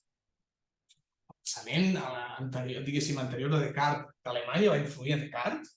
Doncs sí, hi ha un autor que ho defensa. Però això pot canviar coses del pensament de Descartes i, per extensió, sobre la filosofia moderna i, per extensió, sobre la història de la filosofia. Un cas que a mi me fascina, per exemple, Leibniz. Leibniz estava molt influït pel neoconfucianisme, és a dir, una de les corrents filosòfiques de la Xina, i tenia corresponsals jesuïtes a la Xina que li transcrivien obres de Confuci i d'altres, i Leibniz les inclou. I sembla ser, entre d'altres, que el càlcul binari, que és una de les altres fites de Leibniz, està inspirada, entre d'altres, per al famós llibre dels canvis de Li Ching, famós xinès, que nosaltres segurament l'haurem sentit a parlar perquè es fa servir com a endevinació, però que ha sigut un llibre recurrent en la història del pensament xinès, que és una història d'una filosofia, pròpiament dita. Ostres, això obre coses, està canviant, hi ha debats, o segurament tots coneixereu les contrahistòries de la filosofia de Michel Onfray, en què parlava dels lliurepensadors de l'època moderna, els espinosistes, els hedonistes d'aquella època, que no quadren amb el cànon. I això rebenta per dins. Dius, t'ho has carregat tot. Estàs obrint, estàs fent noves històries. I aquest crec que és un punt important del que us venia a dir. Per què carai és important, des d'un punt de vista historiogràfic, recuperar o estudiar el patrimoni filosòfic català, ara que ja estem modernitzats o preparats per a fer-ho? Per no permetre que els cànons filosòfics s'estanquin. Però els filòsofs catalans, que dèiem, són poc importants, no aportaran gran cosa. Com ho podem dir a priori? Si no ho fem, no ho podem saber. I, de fet, intentaré exposar-vos-ho molt breument, coneixem ja casos importants de filòsofs catalans que han tingut una influència significativa en la història del pensament modern. Per exemple, l'Espinosa. Hi ha un pensador català, després d'en parlar-hi, que sembla, s'està estudiant avui, que té un article a l'Stanford Encyclopedia of Philosophy, que és un filòsof català, que n'hi ha pocs, que jo sàpiga que només hi ha Ramon Llull i aquest, i que sembla que és un precedent immediat d'Espinosa. I això com pot ser? Etcètera. Per tant, necessitem històries intel·lectuals alternatives que ens permetin desencallar els cànons de la filosofia. I això inclou històries suposadament dites menors de la filosofia. Sempre que es diu menors, esclar, és des de la geistesgeschichte predominant. Per tant, molt ràpidament, per evitar l'estancament dels cànons, convé fundar rigoroses i diverses històries intel·lectuals. I el que jo, això és una terminologia que m'he inventat jo, el que podríem dir històries localitzades. No essencialment català, no, localitzades, és a dir, d'aquest territori o d'aquesta comunitat. O igual que es pot fer històries d'això que dèiem, els lliurepensadors francesos, però no cal dir que sigui nacional, d'una corrent concreta, seguidors d'un pensador. Per tant, efectivament, la filosofia dels països catalans contribueix al desestancament del cànon filosòfic, encara que sigui una petita engrup. Molt ràpidament, la segona raó és una raó científica, aquesta és molt més ràpid d'explicar. Les històries localitzades de la filosofia formen part substantiva de la història intel·lectual de la humanitat. És el que d'alguna manera podríem anomenar veritat històrica. A diferència de la veritat que busquem i que no sabem què és, la veritat històrica és conèixer allò que s'ha esdevingut, si és que, dirà els postmoderns, si és que hi ha hagut tal cosa. Però tenir una comprensió total de la història de la filosofia mundial, de la humanitat, inclou també la història dels filòsofs que hi ha hagut a Catalunya, igual que la d'inclou els de Lituània, els de Polònia, els d'Indonèsia, etc. Per tant, té un valor consubstancial, encara que sigui per resoldre el trencaclosques complet del que s'ha fet en la història de la humanitat en filosofia. Oh, és que el que fa Indonèsia no és filosofia, és pensament, és no sé què. Tot això són consideracions de la Geistesgeschichte. Ja ho farem, fem històries intel·lectuals. I si després no ens semblen interessants, ja les llançarem. No fem-les. Us he posat el cas de Leibniz, però aquí també crec que és important. I la tercera i última raó és una raó identitària. No em posaré jo en política, no em refereixo a això, sinó de nou a una veritat, diguéssim, també històrica. Estudiar la filosofia als Països Catalans, la història de la filosofia als Països Catalans, aquell patrimoni que hem tingut aquí, ens permet d'alguna manera entendre com s'ha configurat la identitat grupal, la multidimensional dels Països Catalans. I això quina importància té? Bé, simplement, de nou, és coneixement per entendre coses com el que estava explicant l'Òscar abans, de la història, la política, etc., perquè, efectivament, l'ús ideològic i nacionalista, per exemple, del patrimoni, tots aquests que ha citat l'Òscar, però també del patrimoni filosòfic, són qüestions importants a l'hora d'entendre per què la presumpta identitat col·lectiva d'una comunitat és la que és. Ha sigut o no ha sigut aquesta. Quan dic ús ideològic o nacionalista, també podeu pensar, per exemple, en l'ús, un exemple avorrit en el sentit que ha estat molt citat, però si voleu, l'ús que va fer el nacionalsocialisme de Nietzsche. Un ús ideològic. No l'estudiarem perquè és un ús ideològic? Carai, és molt interessant. És molt interessant entendre com els nazis feien servir Nietzsche. A mi em sembla molt interessant. I ajuda a entendre com es configurava la identitat alemanya durant el Tercer Reich. Per exemple, ho veieu, no? Per on vaig? I qui diu, el pobre Nietzsche, diu tots els altres. Per tant, per dir-ho així, aquesta tercera i última raó és una raó d'autoconsciència, si voleu, com a condició sine qua non per a la modernització. Crec que no podem parlar de modernització intel·lectual catalana si no som conscients, si no sabem com s'ha construït aquesta identitat, i per tant partim d'aquest patrimoni. La identitat es fa en patrimoni, en fa moltes altres coses, es fan paisatges, es fan no sé què, en fan danses, també són patrimoni, si voleu, però a nosaltres ens interessa el patrimoni intel·lectual. I de fet la meva tesi doctoral dedicada justament a entendre aquest ús ideològic i nacionalista que s'ha fet del patrimoni filosòfic català. I per tant, conclusió d'aquesta segona part, com us deia, aquesta tesi forta, la modernització filosòfica de Catalunya necessita la recuperació, estudi i ensenyament del patrimoni filosòfic català perquè, si no, no contribuirà a desencancar el cànon filosòfic internacional, per dir-ho així, els catalans no contribuirem a això, i és pitjor per nosaltres, no passa res, si no ho fem tampoc passa res. Però no podrem dir que ens haurem, per dir-ho així, modernitzat. Deixarà incompleta, si no ho fem, deixarà incompleta una part substantiva de la història intel·lectual i filosòfica de la humanitat. És cert que ho podria fer una altra persona no sigui catalana. Sabeu, la història de la Guerra Civil ha estat estudiada de manera molt important per autors anglosaxons, per exemple. No passa res, de fet, les contribucions són molt importants.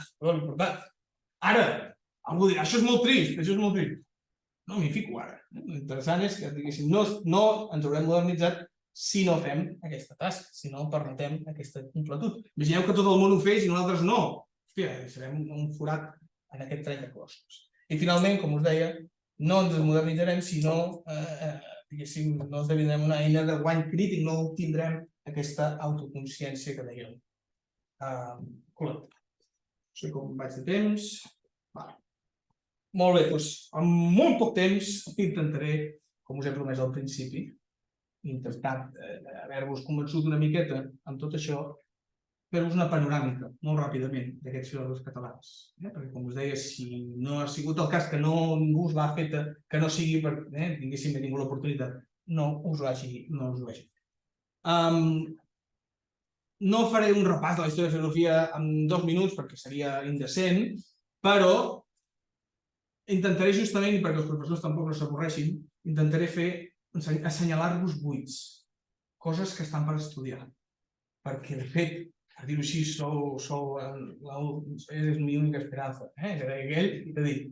És una d'aquestes tasques que tenim pendents. I per tant, humilment identifico buits que jo no puc fer ni a vegades tinc ganes de fer, com seria estudiar el tomisme català, el que faci el professor Miró, a qui li tinc molta estima, però no ho faré jo. Per tant, cadascú a partir dels seus interessos i del seu entusiasme ho pot. Per tant, us assenyalaré aquests buits i, per tant, alhora us faré una mica de repàs. La història de la filosofia als països catalans, com qualsevol en aquest sentit, podem dividir-la, jo l'he dividida com a mínim en aquests 4 períodes, medieval, moderna, contemporània i coetània. Coetània vindria a ser el que s'està fent als nostres dies, o si voleu el coetani ho podeu allargar tant com vulgueu, perquè hi hagi persones que encara han nascut, que encara siguin vives, etc. Jo no parlaré de la coetània, perquè no em pertoca i no tinc perspectiva tampoc per fer-ho. Però sí que és important, i parlaré molt breument d'aquestes 3, la medieval, la moderna i la contemporània. I l'antiga? Bona pregunta, l'antiga. A vegades s'ha dit que estudiar filòsofs catalans de l'època antiga seria incoherent, perquè Catalunya, almenys diguéssim com a identitat, no existia, si és que existia a l'edat mitjana o el que ells entenguessin per catalanitat. Li podríem preguntar al senyor Ramon Muntaner a veure què entenia per catalanitat, o que ens ho expliquin els medievalistes. El cas és que és problemàtic en aquest sentit, però jo crec que si s'identifiquessin filòsofs catalans a l'edat antiga, per dir-ho així, és a dir, filòsofs que van produir, treballar, pensar el que avui en diem països catalans a l'edat antiga, doncs, fantàstic. Jo en conec 2 o 3, molt poca cosa, i em sembla que no ens els podem saltar. Si a algú li interessa, doncs, òbviament, que ho treballi, que ho busqui, a veure si és veritat. Hauríem de saber llatí com a mínim, una mica de grec. Medieval, molt ràpid. Tenim uns precedents herètics, en dic jo. Són molt grans, dic jo, no, ho va dir Carlemany. Si ens anem al segle IX, crec que és per dir així, el moment més antic que podríem rescatar d'un pensador, d'un filòsof, d'un teòleg, lògicament estem a la mitjana, català, seria Feliu d'Urgell. Feliu d'Urgell era un bisbe que en un moment determinat en què entra l'islam a la península ibèrica i es troba que es nega, diguéssim, la divinitat, la divinització de Crist, com sabeu, l'islam defensa que Jesús és un profeta i no fill de Déu.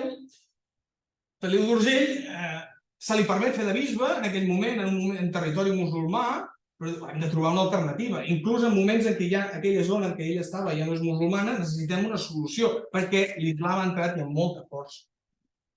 A Girona no fa tant de temps, per exemple, es va trobar, és una anècdota, en unes excavacions del centre de Girona es va trobar un cementiri amb gent, amb guerrers que havien vingut, sembla ser, directament d'Aràbia i que havien mort a Girona, guerrers, perquè sabem que tenien els ossos trencats per batalla, etc. I les que hi havia a la seva família, sabien que estaven relacionats genèticament, i alguns eren enterrats en posició cristiana i alguns en posició musulmana. Per tant, en la pròpia família estaven completament barrejats.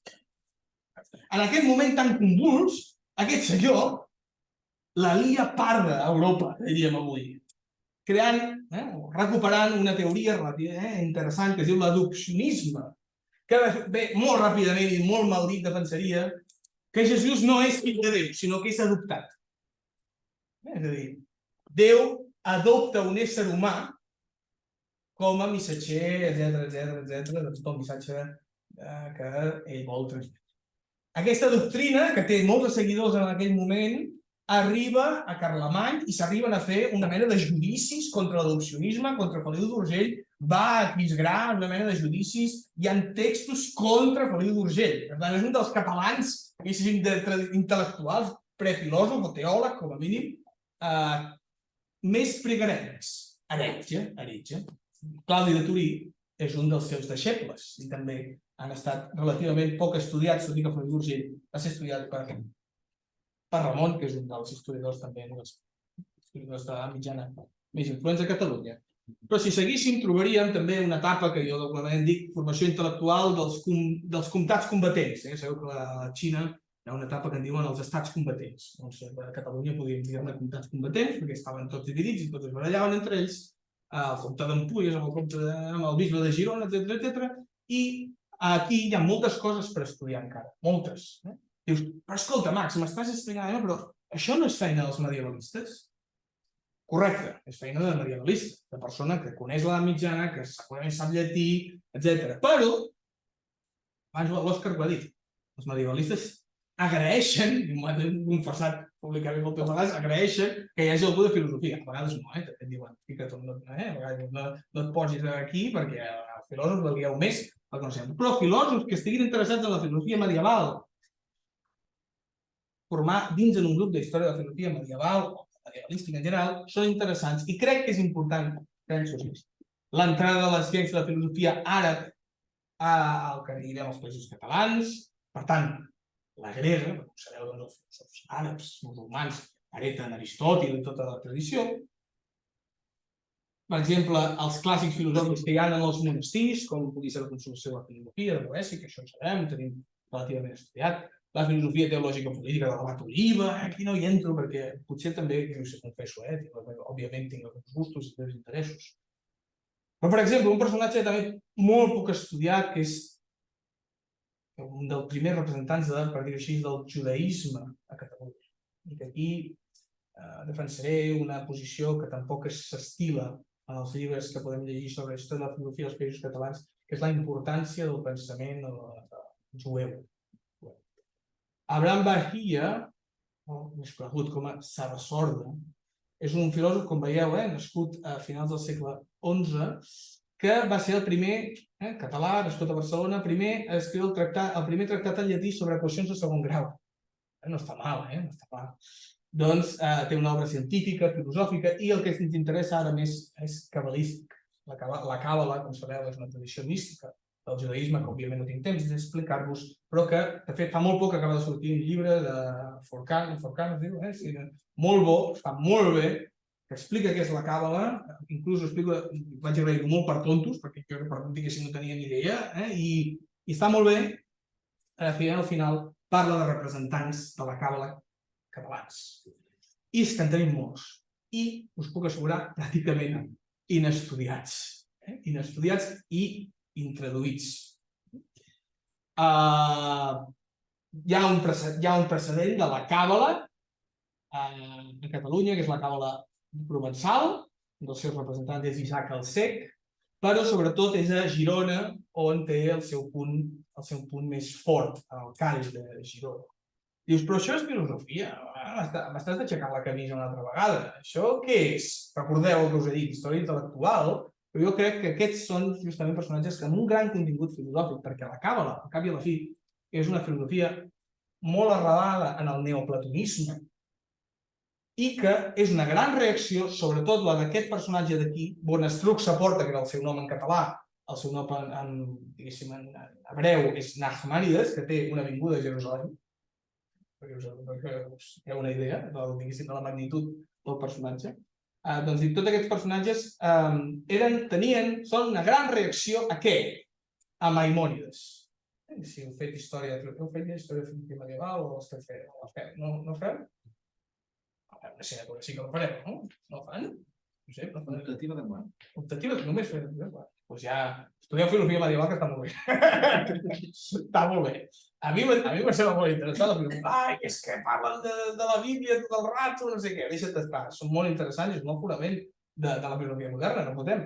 Bé, Maimònides és un personatge que, molt ràpidament, m'ho dic molt malament, defensa que és una racionalització de les escriptures.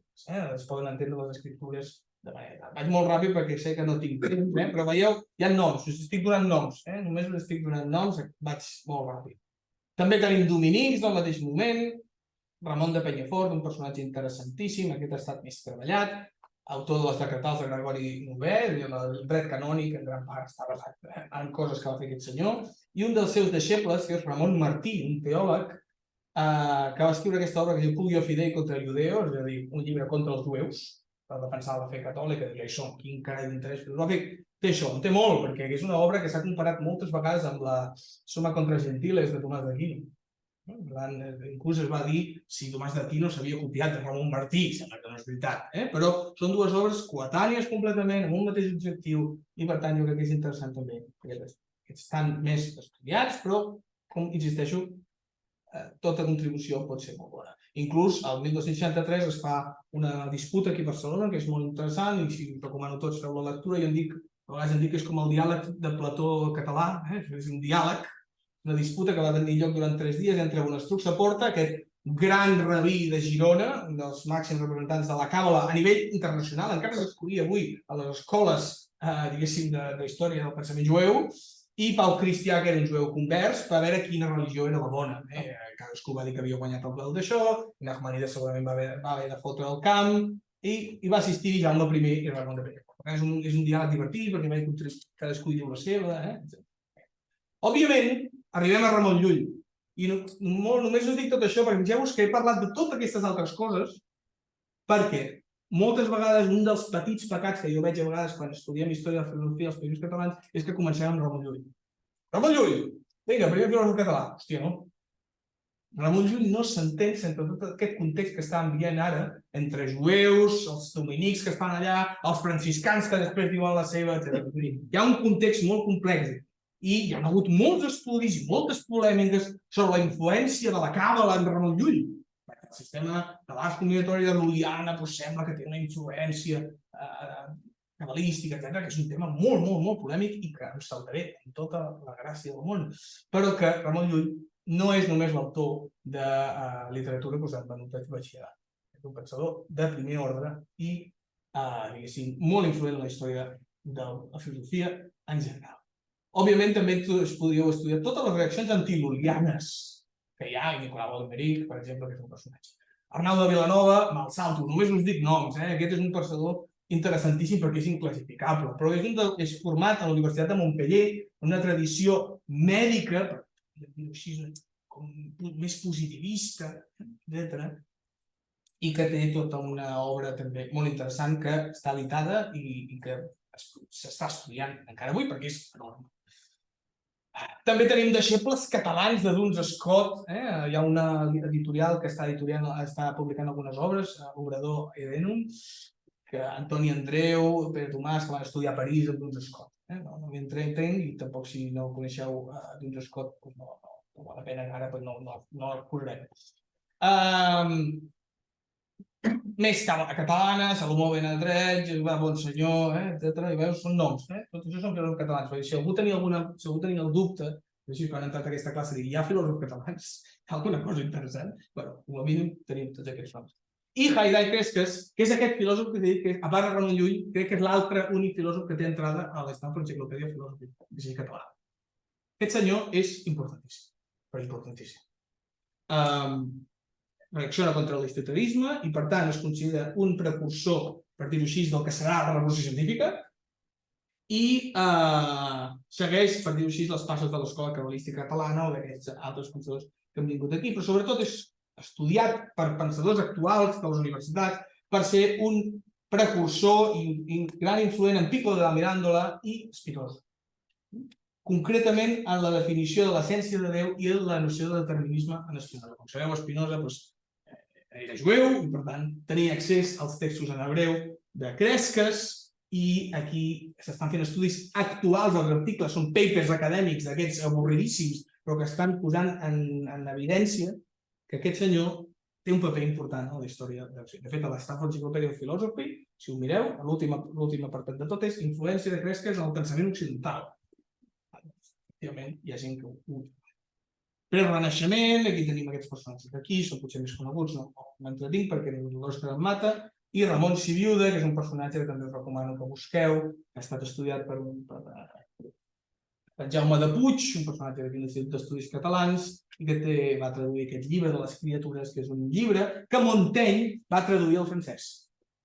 I que d'aquí tota una sèrie de discussions sobre la influència de Sibiuda en la creació de l'escepticisme modern i de retruc, per tant, en Descartes. Sabeu, a més, que Descartes, el discurs del mètode, esmenta Ramon Llull. Però només l'esmenta per dir que no tenia ni idea. Però l'esmenta. Ja sabeu que quan s'esmenta algú és molt bo, perquè com deia Salvador Dalí, que parlin de mi encara que sigui bé. Per tant, és important que l'esmenti. I totes les edicions del discurs del mètode surt el nom Ramon Llull en totes les maneres estranyíssimes d'escriure que tenen en francès. Molt bé, no tinc temps, però tindria la filosofia moderna. Aquí és on us podríeu lluir, perquè és un període, i els professors de la sala estaran d'acord, és un període que tenim molt mal estudiat, molt mal estudiat. No és, i això crec, ja sé que soc molt pesat, insisteix, no és que els materials siguin deficients. Això és una tesi que a vegades s'ha de pensar, i està escrita. No és que els materials siguin deficients. És que no hem tingut ningú que s'hagi fotut en sèrio, perquè ens entenguem. Tenim gent que ho ha fet, però falta molta gent, falta molta força. Per què? Perquè pesa un mite historiogràfic, que és el de la decadència, que també existeix en literatura. El professor, per exemple, Albert Rossich, de la Universitat de Girona, és molt pesat. Tot el dia diu això, la decadència és un mite, etc. I està rescatant contínuament autors de l'edat moderna, catalans, de literatura, que és el seu àmbit, que són importants. Per tant, en filosofia podríem fer el mateix. El més reconegut, el més és Joan Lluís Vives, que és un personatge que va fer poca vida a Catalunya, de València, però que després se'n va anar a fer les Europes, perquè ens entenguem, i ara no m'hi ententinc. O aquest personatge d'aquí, que es diu Setantí, que és un senyor que va fer un llibre d'aforismes molt divertit. Per exemple, Setantí. Però en general, el trasllat de l'activitat de València, avui dia podem dir que l'edat moderna es va traslladar a València, tenim aquests personatges d'aquí, per exemple, Tosca, que crea aquest moviment que es diu els Novatores, és una mena de preil·lustració a Espanya, ja dic Espanya en general, perquè de fet sembla ser que un dels problemes que tenim en aquest país és que tenim una il·lustració o vam tenir una il·lustració suposadament deficient, o almenys que no ens va posar a l'alçada de la resta. Què té a veure? Segurament té a veure amb la contrarreforma, etc. Però insisteixo, això necessitem gent que ho estudiï. I no dic que no hi hagin estudis, caben més. Lori Mayans, Berni, Marit, etc. I un debat que no m'hi fico ara perquè no tinc temps, que és el de la Universitat de Cervera, que és una universitat... Cervera? Cervera? On està Cervera? Està a Lleida, Cervera. Doncs la universitat, després de la derrota de 1714, Felip V va decidir traslladar de la Universitat de Barcelona a Cervera, perquè Cervera havia sigut fidel a les tropes borbòniques. Per tant, allà es trasllada a la universitat i hi ha hagut també un mite historiogràfic de dir això no es pot estudiar. Per què? Perquè segurament molts dels historiadors eren catalanistes i això els feia vergonya.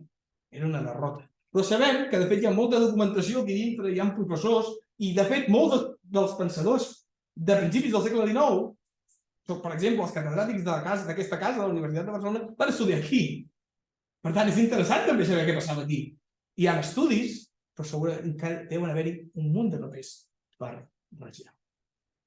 Al segle XIX, ja veieu que no tinc temps, és molt llarg això, però al segle XIX passen moltes coses, un esborrany, un esquema que no és gens fidel a la realitat, és dividir-ho en tres, com s'ha fet a vegades, pensadors eclesiàstics, pensadors acadèmics i pensadors lliurepensadors, que és una categoria que no vol dir res, perquè, com veieu, hi és tothom. Per dir-ho així, des d'esquerra intel·lectual, positivistes, socialistes utòpics, federals, és a dir, republicans, anarquistes, espiritistes. Espiritisme a Catalunya va tenir molta importància. Hi ha pensadors molt, molt significatius, de tall internacional. Ara us esmentaré un que sobre és una dona, ja ho veureu. I la teosofia, que eren, per dir-ho així, els que rescaten i que s'interessen per pensadors de la Índia, aquí a Catalunya. Per tant, revistes que publiquen sobre filosofia de la Índia, a Catalunya, al 1800. Existeix. I, per tant, no m'entretinc, aquí tenim molts noms, sé que us en parlaran, per tant, no m'hi entretinc, però veieu la línia eclesiàstica, Jaume Balmes, un dels que sona més, Martí de Xalà, Milà i Fontanals, Llorenç i Barbes són catedràtics d'aquesta casa, per tant, els esmento per aquesta justícia, i com a lliurepensadors esmento, i crec que val la pena esmentar aquest senyor que és Francesc Sunyer i Capdevila, el primer autor a Catalunya que publica un llibre de filosofia atea, que defensa l'ateisme. Carai, però ho tenim aquí. A més, ser el doctor Coberro qui més ha reivindicat l'obra d'aquest senyor, i per tant val la pena també dir-ho, perquè Sunyer i Capdevila és importantíssim. I Margall, Amàlia Domingo, que és aquesta dona que us deia. Amàlia Domingo, busqueu, hi ha una biografia que va fer la Patricia Gavancho, que és boníssima, a més literàriament em refereixo, sobre Emilio Domingo. Aneu un dia, no sé si, depèn dels gustos que tingueu, però aneu un dia al cementiri de Montjuïc. Hi ha la part del cementiri laic, que en diuen, és a dir, dels no catòlics. Allà hi ha la tomba de l'Amàlia Domingo. L'Amàlia Domingo sempre hi ha flors, hi ha plaques de comunitats d'arreu del món, perquè encara avui, clar, encara avui fa conferències. Perquè, evidentment, com que és espiritista, convoquen un mèdium, i això ho podeu veure a YouTube, ho podeu buscar, convoquen un mèdium i l'Amàlia Domingo fa una conferència. Per tant, és interessantíssima, però, fora broma, molt influent a la història intel·lectual de Catalunya, perquè hi havia molts centres espiritistes. Per això, Max, de nou, això és filosofia? Això és filosofia? Estudiem-ho, estudiem-ho. Els filòsofs suposadament més clàssics combaten aquesta gent. Per tant, són uns interlocutors. S'ha d'estudiar, no? I, bueno, Pau Gené, que és un personatge increïble, que només us l'esmento, i posat Maragall, perquè també em sembla un personatge, que el foto aquí el llibre de Pensadors, és un personatge que no encaixa. Veieu molts altres, no m'hi entretinc, ja els he esmentat alguns abans, després, de la línia eclesiàstica, el llibre de Pensadors, Ramon Torró, si no el coneixeu, també val molt la pena, un llibre que es diu La fam, origen del coneixement, que pretén fer agafar Kant i fer-lo materialista. És a dir, l'estructura transcendental kantiana és material. Per dir-ho així, és una premissa que no està mal, no està mal, està fet des d'aquí. Anarquistes, per la guàrdia d'un pedagog, per posar un pedagog, perquè el doctor Vilanov no se m'enfadi. Cristòfor de Domènech. A l'Arxiu de Barcelona teniu les obres inèdites d'aquest senyor, que era schopenhauerià. Jo l'he vist, té obres de ciència-ficció, inclús. Tenia un llibre que el va cremar la seva mare, que es deia El suïcidi de Déu. Nietzscheà fins a la mèdula. Hòstia. I els he esmentat, Eugeni d'Ors, Diego Ruiz, no en puc parlar perquè és un amor que tinc, el trobareu per YouTube, tinc alguna conferència sobre ell, si us interessa, i Francesc Pujols, que també és un amor que tinc, que és un personatge molt important que no puc. Per tant, us he intentat fer molt ràpidament tot això, sé que m'he passat de temps, Òscar, no t'enfadis, però he intentat posar-vos una mica en context, convèncer-vos una mica, transmetre-vos una mica d'entusiasme per aquesta disciplina, que no us faci por, i estic convençut que els professors d'aquesta casa no us posaran cap problema en què pugueu fer un treball sobre un filòsof català, per exemple, o podeu dedicar-li més endavant a altres estudis per vostre compte, atreviu-vos a publicar estudis en general, i ja no dic tesis doctorals, això ja seria fantàstic. Però hi ha feina a fer i, per què no, es poden fer institucions, associacions, reunions, etc., de gent que tingui ganes d'estudiar això, perquè, ho ha dit l'Òscar, si no ho fem nosaltres, per tant, amb això acabo. Us he dit al principi, una mica dalt, que avui era un dia històric. Ara ens faran un anunci de per què és un dia històric, però deixem-ho abans agrair-vos a tots l'atenció i haver aguantat aquests minuts.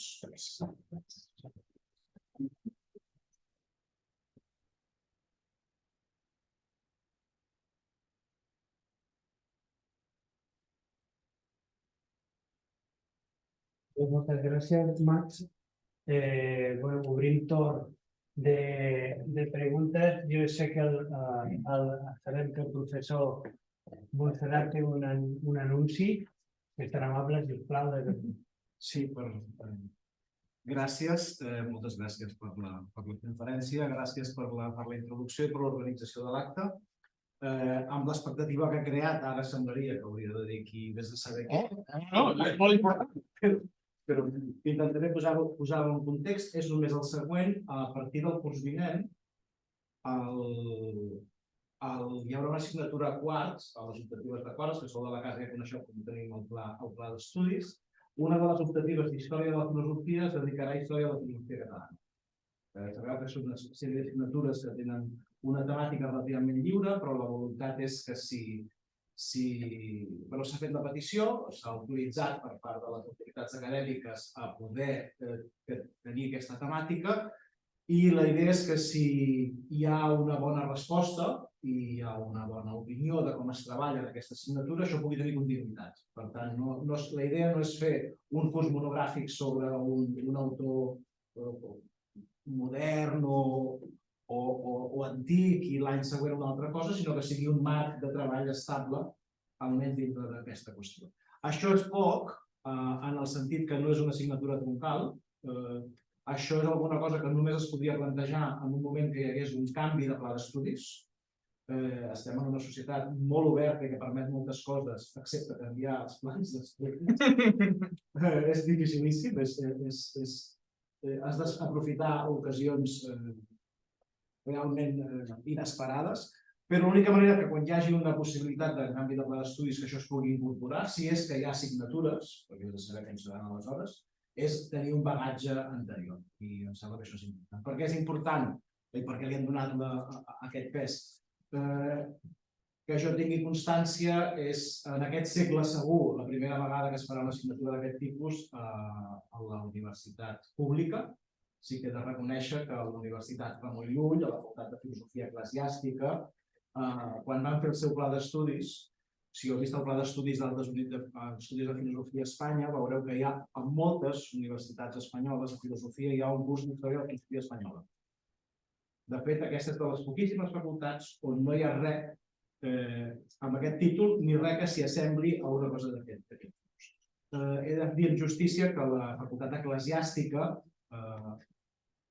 que ara ja no, ara s'ha dividit, van fer una assignatura que es deia Història de la Filosofia Catalana, que impartia, entre d'altres, el professor Roviró, i que els va costar Déu i ajuda que els acceptessin, però ho van aconseguir. Devien ser la que eren de l'Església. Però és veritat que a una universitat pública a Barcelona això com a tal no s'havia fet i no té més importància que aquesta. I bé, jo senzillament això, animar-vos a tenir present aquesta opció. Hi ha assignatures magnífiques a quart, realment hi ha coses molt interessants, però per poc que pugueu i us interessi l'enfocament que li vull donar a l'assignatura, ho veureu quan hi ha la informació, allà estarà explicat. No serà una història, no serà un relat. La idea meva no és fer un relat, perquè precisament el que vull posar en qüestió és aquesta qüestió del cànon. El que vull fer és alguna cosa que vagi així com problemes, personatges, estudis, conceptes a l'hora de fer història. Per tant, treballarem en diferents nivells per poder, de la manera més ràpida possible, per la urgència que tenim, poder posar-nos en disposició d'obtenir resultats de treball. Hi ha moltes feines, moltes tasques per recuperar, i tu saps perfectament, personatges per descobrir, dels personatges que ja sabem, que ens sembla que sabem coses, hi ha encara coses que no se saben o coses que estan mal sabudes, molt mal sabudes. I per tant, i això és alguna cosa que tenim les fonts molt a prop, i per tant jo crec que amb un curs intensiu ja es poden obtenir resultats, com ell deia, acadèmics. Per què? Perquè s'ha fet una feina bona abans de modernització, és a dir, és perquè ja s'han fet bones assignatures i bons treballs que ara podem enfocar-nos. Aquest era l'anunci, tampoc era... Però vaja... La primera vegada a la història de Catalunya que es fa un curs de la història del nostre patrimoni.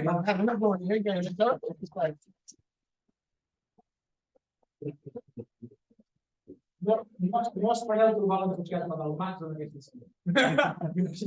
El que sí que convido en Max a venir un dia, això sí, segur. I per tant, sí que vindrà un dia a explicar-nos alguna cosa. Sabem si serà a partir de setembre o a partir de gener, és el primer o el segon quadrimestre? Això quan jo no puc donar la dada perquè no està confirmada. A mi ja m'han dit que la petició que jo vaig fer s'ha acceptat, per tant ja m'han dit que jo vaig fer també la petició d'horari, però no ens han dit encara que ho posem. Per tant, dir ara que serà tal semestre o tal altre, puc generar confusió. Si vostè interessat al moment de la matrícula, ja estarà. Teniu alguna pregunta pel nostre ponent? Alguna cosa? Doncs... Sí, hi ha una qüestió que em sembla que és molt important en el tema del pensament català. i és que Catalunya des de 1740, és a dir, cada vegada hi ha hagut 1740, 1714, 3 guerres carlines, una guerra civil espanyola, 2 dictadures, ara l'octubre, i hi ha una qüestió que no s'ha estudiat prou, que és les ideologies polítiques que hi ha al darrere de tot això. Concretament, hi ha un forat molt gros, que és que no sabem les ideologies polítiques i filosòfiques que hi havia en el moment del 1714. Això ho estem començant a treballar, ho estem començant a treballar amb el Germà, el tema de les discussions dels dominics i els jesuïtes, era molt important, però molt difícil de traduir a conceptes contemporanis. Hi ha un tema que és molt interessant, és a dir, la història d'Espanya és una història caïnca. La història és una història fonamentalment caïnca. I és una història on ha tingut un paper brutal de la Inquisició. Durant segles, fins al segle XIX, l'últim màrtir de la Inquisició és del segle XIX. Per tant, estem parlant de la funesta manera de pensar A València. a València. Sí, a València. Evidentment, també hi ha un altre interès, l'interès de trencar els països catalans, que encara avui en dia es nota en els que revolten. És un tema que és molt important, és a dir, si no s'entén una sèrie de pulsions caïnites que hi ha hagut en la història espanyola i catalana, és molt difícil fer un futur que tingui una mica de dignitat per la gent que ve. Aquesta és una qüestió oberta. Alguns de nosaltres ens hem dedicat, en el cas, a estudiar els federalistes. Si els federalistes actuals llegeixen els federalistes vol dir, no ho fliparia. No els han llegit. El Pablo Cruz m'ha llegit, és una mica que la sap. Això sap. Puc dir. És a dir, estic jubilat. Aquí hi ha una qüestió que és molt important. I és per una raó que em sembla que no és donat aquí, que jo vull donar és aquesta. És a dir, la pulsió caïnita dels països hispànics s'ha d'entendre també des de la ideologia. I necessitem una comprensió molt profunda de les arrels filosòfiques de tot això si podem pretendre que la generació més jove, els que veniu després, podeu tenir una vida no més digna. Aquesta és una qüestió que és molt important. I potser el que em va veure a mi i el que va veure l'altra sèrie de gent als anys 80 a començar a treballar els temes aquests, en condicions absolutament de misèria, perquè això ho has de pagar, ens ho hem pagat.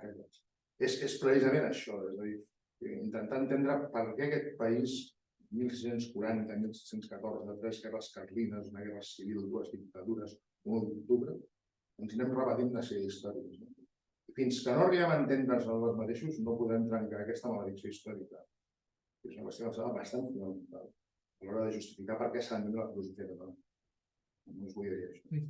Gràcies, Ramon. No puc agafar part. Tenim una història de molta mort. Manel volia dir alguna cosa. Jo em pregunto, parlem del patrimoni filosòfic dels països catalans, però em pregunto si no tindríem que mirar també el culturicidi que es va fer a Aragó. L'aragonès va ser extraordinari. No només això, sinó que inclús la mateixa paraula baturro ve de la paraula bato. Bato en aragonès vol dir tonto. I van arribar a introduir que són batos, que són tontos. I van aconseguir l'alienació més absoluta d'un país. La paraula baturro ve de l'aragonès bato, que vol dir tonto. I van aconseguir que ells mateixos s'identifiquessin com a tontos. Això té molt de mèrit. És un nivell d'alienació profundíssim. Però, esclar, aquí hi ha una qüestió que és molt important, i és el fet de què passa quan es produeixen alienacions culturals i quan es produeixen pèrdues de la riquesa cultural i de la diversitat cultural. La qüestió que el tema català, clar, que tothom està molt a favor de la diversitat cultural africana i en canvi ningú està a favor de la diversitat cultural occitana, de la diversitat cultural dels somis de Noruega o de la diversitat cultural dels catalans. Això sí, però tothom s'ha de la diversitat cultural africana, que és una cosa molt divertida. En el tractat polític d'Espinosa, no en el conegut, en el teològic polític és el que va decidir acabat, potser per motius interns del tractat teològic polític, quan hi ha tota una sèrie de qüestions que ell està parlant, l'exemple que està posant és el de justícia, del justícia la justícia d'Aragó, perquè és alguna de les qüestions que s'estan movent en aquells moments entre la construcció d'una monarquia que serà absoluta, que seria molt més racional que no pas tot el sistema pactats. I això és el que està passant allà, amb la Maquiavel i tota la fixació amb el rei d'Aragó, d'Antequera. Per tant, per aquesta via també es poden anar trobant coses que senzillament és posar-les. Hi ha una feina a fer que és, en Max, cal destacar del seu treball, si mireu la seva tesi doctoral, que ja està d'accés obert? Crec que no, però no sé segur. Però bueno, Estarà en breu. Estarà en breu. Quan mireu alguns dels seus treballs, veureu l'extraordinari rigor documental amb el que són les fonts primàries. Tot aquell esquema que hi havia allà, hi ha una qüestió que és les fonts primàries i només des d'un treball escrupolós, que és una altra paraula que ella ha dit rigorós, de les diverses... El rigor és fonamental en aquest tipus de treball. Vull dir, el que no farem... Aquí estem a la universitat i el que se'ns ha d'exigir és rigor. És rigor en la feina. El Max el té, després, un cop fet aquesta feina rigorosa, després amb això cadascú ja farà el que cregui que pugui fer, vulgui fer i Déu-n'hi-do entendre. Però el que se'ns demana a la facultat de la universitat és treballar amb rigor, Max ho fa, i a més hi afegeix entusiasme, això ja és una virtut. És una virtut per moure coses, per moure interessos i per, en els moments més difícils, trobar forces per continuar. Per tant, això voldria també comentar-ho i felicitar-ho. Gràcies. Entusiastes a veure que ve a Teos, que vol dir Déu. Entusiastes, potser Teos. Teos. Bé, si no hi ha res més, doncs moltes gràcies a tots per haver vingut en aquest dia històric que diu el Max. I res, visca la filosofia i visca Catalunya.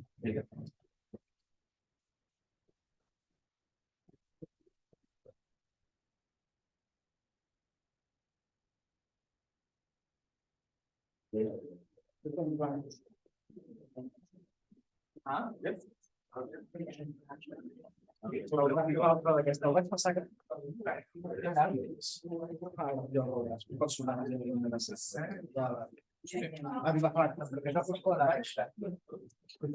no? Sí, de Joan Cuscó.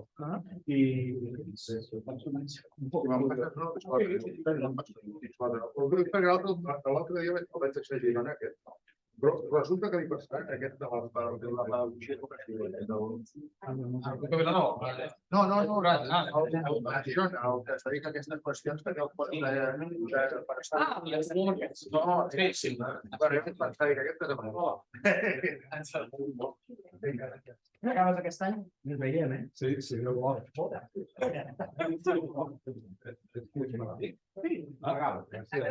Històric, ja que havia estat a Portugal, que avui està als 50 anys de 25. No veníem a parlar d'això i coneixement com a Torres. Sí, i aquí és perquè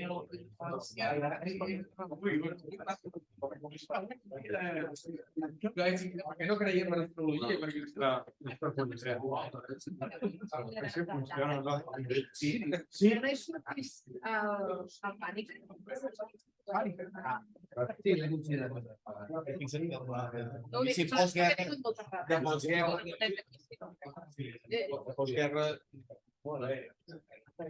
El fuster que deien llibre. Sí, no m'he posat, però per la qüestió.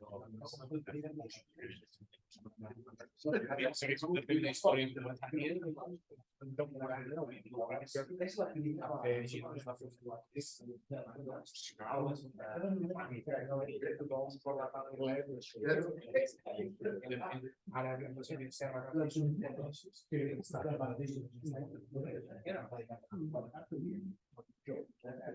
Aquest germà. Sí. I aquesta final, el moment per sistema de germans,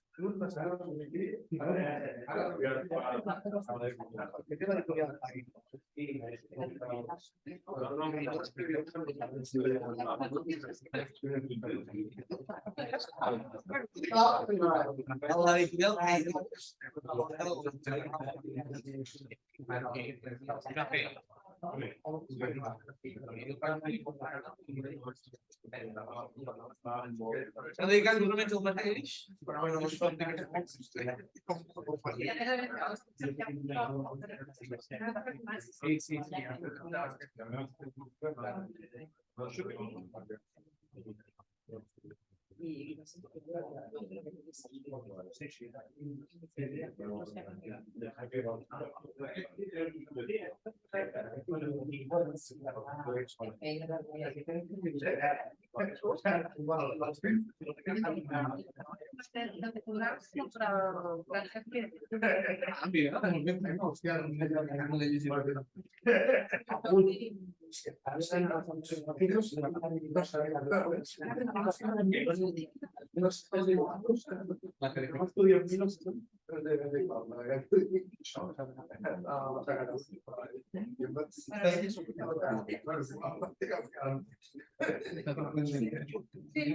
Sí, solament l'altre dia. Sí.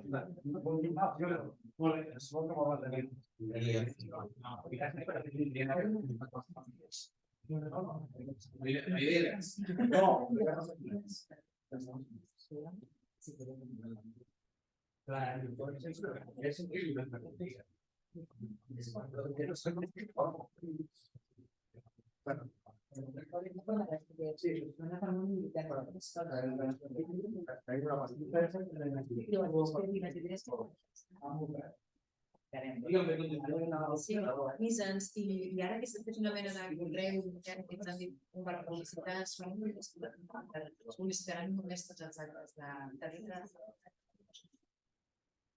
Sí, ho passen tots així, però perquè si es fan més coses que arribi als de tot. Moltíssimes gràcies. Parlarem perquè no em farem tard i...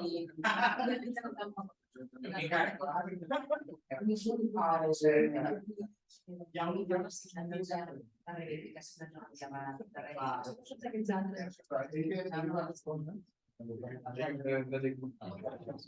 Bona tarda. Adéu.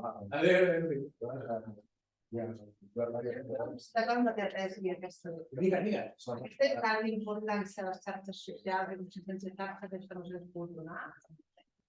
Perquè la revolució, tu no saps aquella cançó de la que és la la revolució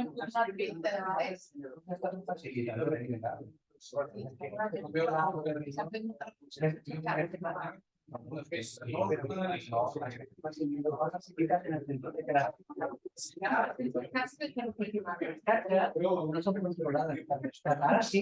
sí, ja han après, però al principi era una font de llibertat molt clara. Internet és una font de llibertat que fa petita. És que ha estat experimentat de manera personal. O sigui, quan hi ha el Twitter i WhatsApp eren 4, a mi m'ha entrat per aquí. Sí, perquè tu t'entres per si no vol dir que sigui... Sí, no, la cosa és la que està de ja, però sempre hi ha. Sí, tot es pot debatre. Perquè les maneres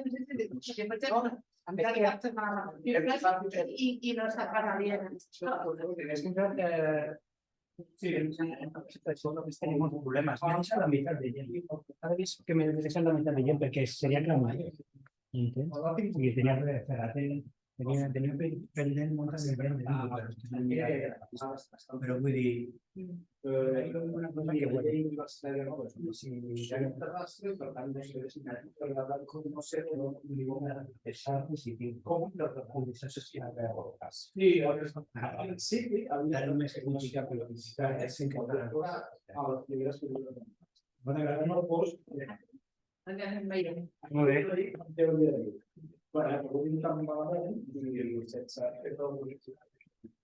No, és abans del doctor. És perquè no té sentit, és acabar i de ser doctor. Com es para? I aquí, ja et dic jo, aquí no hi ha hagut mai una... Això no estava contemplat ni a les universitats, ni al Ministeri, ni a les universitats, ni contemplat aquesta. Mai aquesta.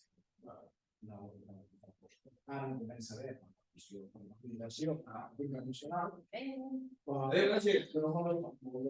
tipus, jo tinc un projecte que tenim, hi ha un projecte, hi ha dos projectes europeus, el projecte europeu comporta contractar-los tots. Sempre ve de fora. A les obres del Tamer Nadal,